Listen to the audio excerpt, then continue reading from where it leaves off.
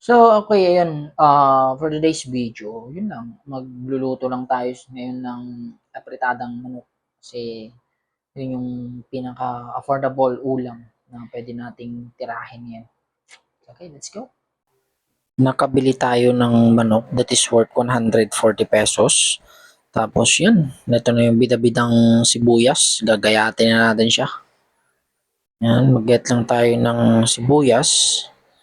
Tapos, of course, kailangan din natin ng bawang para panggisa natin sa manok. So, ayan siya. So, ayan pala yung mga pansasahog natin siya. Sibuyas, bawang na panggisa. Ayan, tapos kalamansi. Yung kalamansi is pambabalansin natin ng lasa. Tapos, meron tayong carrots worth 15 pesos. Isang tumpok. Okay na rin yan. Pampakulay ng ating ulam. Tapos, ito.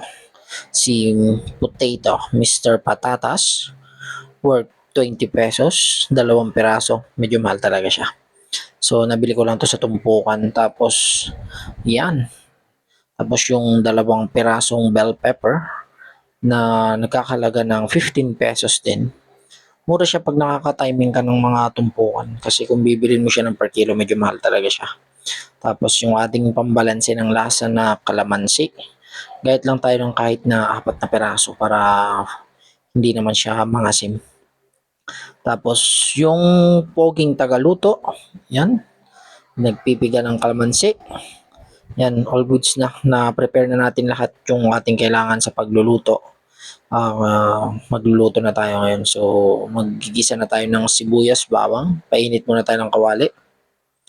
So, after natin magpainit ng kawali, lagyan natin siya ng mantika. Panggisa natin sa sibuyas at bawang. So, pagsabay-sabay na natin lagay siya. Yan, sige, talsikan sila.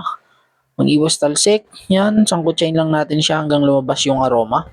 So, pag nagkulay-kulay na siya, pwede na, yun na yung sign na pwede na nating ilagay yung manok. Kasi siya na siya, nag-brown-brown na. Lagay na natin yung manok. So, yan.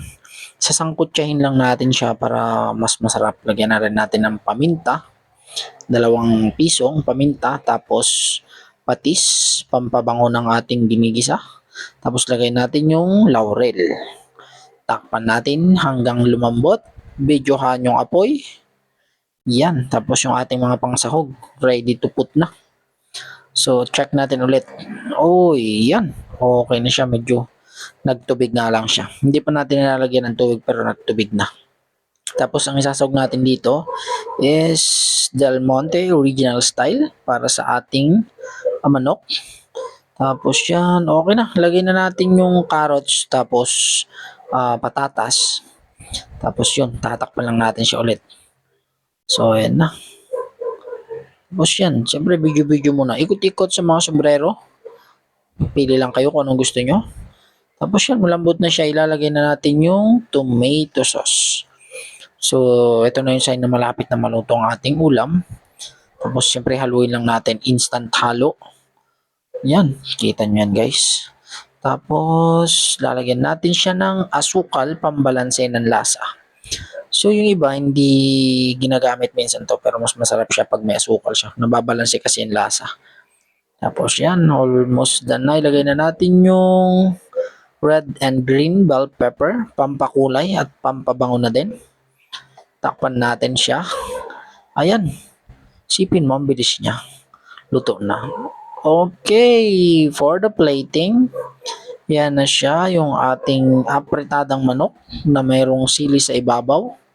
Isa lang ibig sabihin yun, pag nilagyan ng sili, hindi tayo magbibigay kasi maanghang. Tayo lang ang kakain. Yan siya. So, nakakatakam nung kumain guys. So, okay, come on, let's eat.